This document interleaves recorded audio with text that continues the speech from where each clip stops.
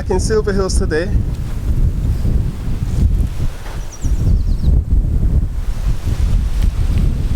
What's our mission today? Where are we going? Oh, we're going to Bantin Ghaut.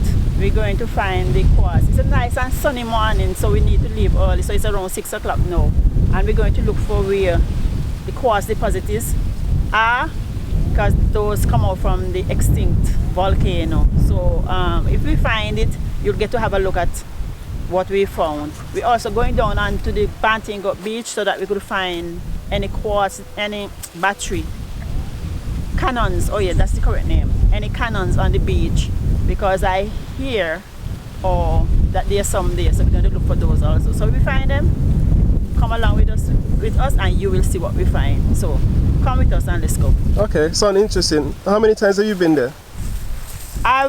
I think maybe once I've been there when I was much younger, but I don't really remember all of this. I think I went to look sugar apple with somebody, so we just went and looked at the sugar apple and came out. We weren't really exploring the place.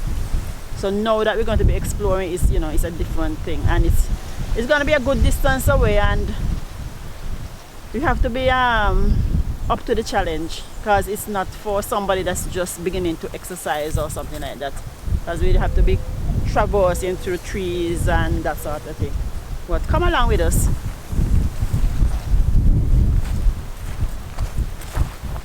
So we're leaving here, rendezvous. We're leaving from the rendezvous sign, and then we'll walk down. And you'll know how long it takes us, because I'll be tracking it on my phone. Back at the cherry tree. Oh, these are extremely red, and also they are very sour. These make very good drinks. I don't know why they're not being utilized, but I suppose, as I said before, people don't know that we have these fruit trees in the Silver Hills, so they could come and harvest them, and they're free. Just come and pick, eat, take home, make drinks, make jam, have some fun, get something new to do.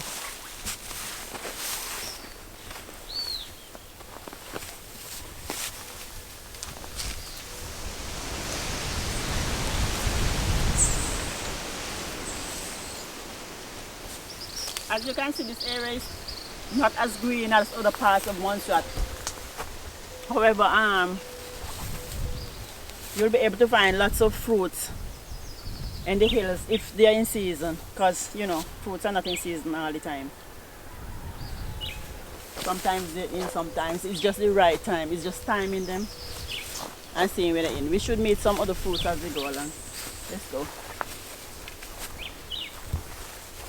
Big frog. Come and see a big, ugly frog sitting in the middle of the path. Oh, would not allow me to pass. Swift has gone by, so I think I'll have to walk, veer away from it. Oh. It's sitting there saying, "This is my road. I am not gonna let you pass." Look at it.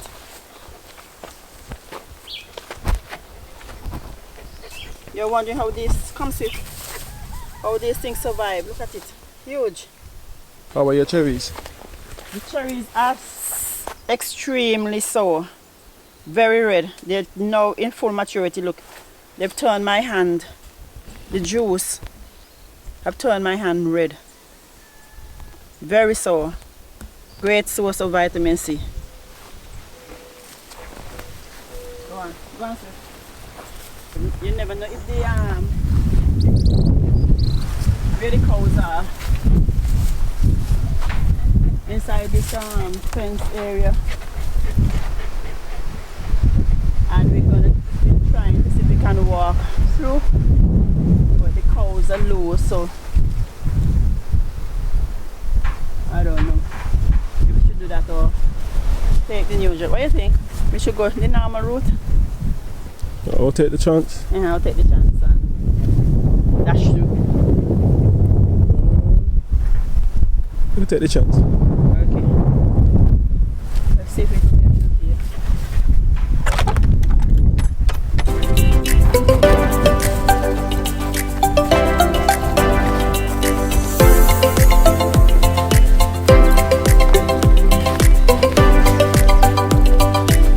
I'm going to squeeze through. Okay.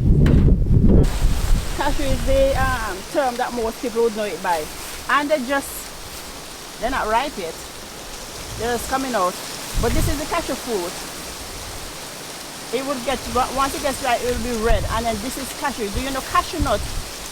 This is the cashew nut. We'll get them dry and roast. This shell has a lot of toxins in it, so we'll have to roast it so the toxins get out, and then we burst it and the cashew is in there. So this is the cashew that you actually eat. This tree is loaded, but the fruits are still very young. Still have a good, maybe month, 2 months, maybe June, July, we'll have ripe fruit. So we can come and take part of it. And they make a lovely drink. The fruit makes a lovely, we call it cherry mother. Where is the cashew fruit?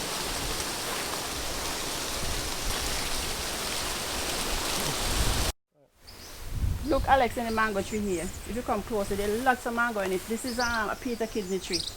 And the mango is just filling out. So they'll be ripe in a couple of months also. But if you notice, it's the side that is shelter that has the most mangoes.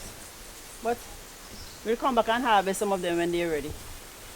We're going to try and go through as many areas in Silver Hills as possible so that you can see what's in the Silver Hills, because this is not a area that is very exposed to people. You have less people traveling in these areas, because I suppose they don't know that there are places to explore up here. So we'll try and do a few areas so you can have a look, and maybe you might be tempted sometime to take a hike. A cashew tree, right cashew. Oh, it's a field day. Hey. Sometimes the cashews are red, sometimes they're yellow. These are yellow. And they can be very sweet sometimes, and sometimes they have this kind of taste that is like not too sweet. Something was picking this one, but I suppose. So I'll get rid of it. That's the fruit. It was being picked by a bird or some insect. And this is the nut. You can't eat, especially in the hot sun, it's not good to eat too many cashew, because then start making you feel ill. Oh, I look. suppose. And look, you see red ones there in that tree? So as you get further down, you find trees with cashew fruit. There's one in a tree there with red. And this one. I'm just gonna have one, but I'm not gonna eat any more for this trip, because it could affect you with making you feel, once the sun gets out, it make you feel a bit ill. This is deliciously sweet.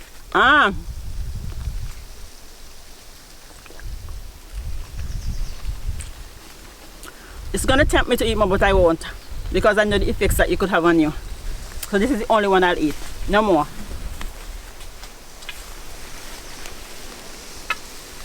Sugar, look at this. Mangoes, galore. Mangoes. Imagine me coming back down here when they're ripe and sitting here and just picking and eating and enjoying myself. Look at the mangoes within hand reach. I could just pick, eat. Pick, look. They're going down low. They made especially for people that can't climb like me. Right at the edge of the tree. Look at it. This mango is lovely. I'll be back. I'll surely be back to get some of these mangoes. Coming and walks like these, you have to be very equipped. You have to have water. It's important that you walk with water. And a snack or something. Sometimes you walk with dry coconut, so because it's not too sweet. It's, you know, kind of a flavor that is not too sweet, and it's not salt or sour. So we use that with a bit of coconut. We drink some water, and that keeps us going. You don't need a lot of food because you need to stay light. so it'll be easier to walk, especially when you're getting back home and the sun is blaring down on you. So remember that. Always be equipped and wear proper shoes and clothing. You see I have on long sleeves because I don't like the sun burning me, so I have on this long sleeve. Although you might think, oh, she's walking and it's so hot, why she have on long sleeve? But it's to protect my skin. And I have on my broad hat to protect my face. So be well equipped when you're going out on a hike, especially if you're going to be staying long hours. Once you go into the bushes, put on something that is long sleeve and long trousers to cover your legs. If you're not confident of where you're going and you're not sure exactly, it's always a good practice to put up markers, because when you put up markers, it makes everything so much easier for you. Saves you stress, saves you going around in circles. See, I have my markers here.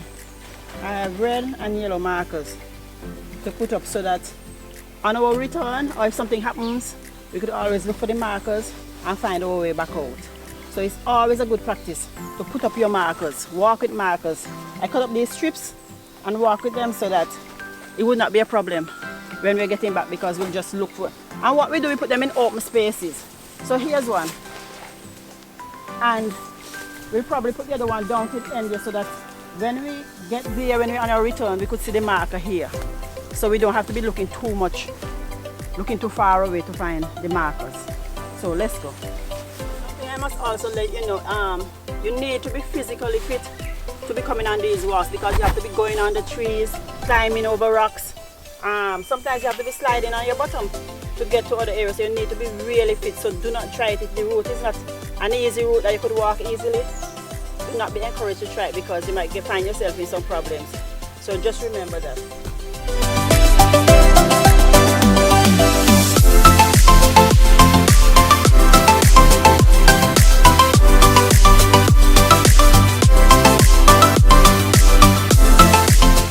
Okay.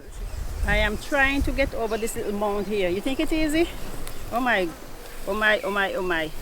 So I'll try to slide on my bottom. Oh goodness me. There I go. Oh,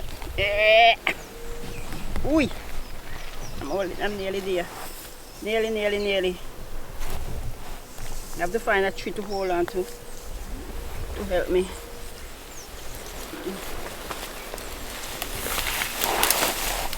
Oh, okay.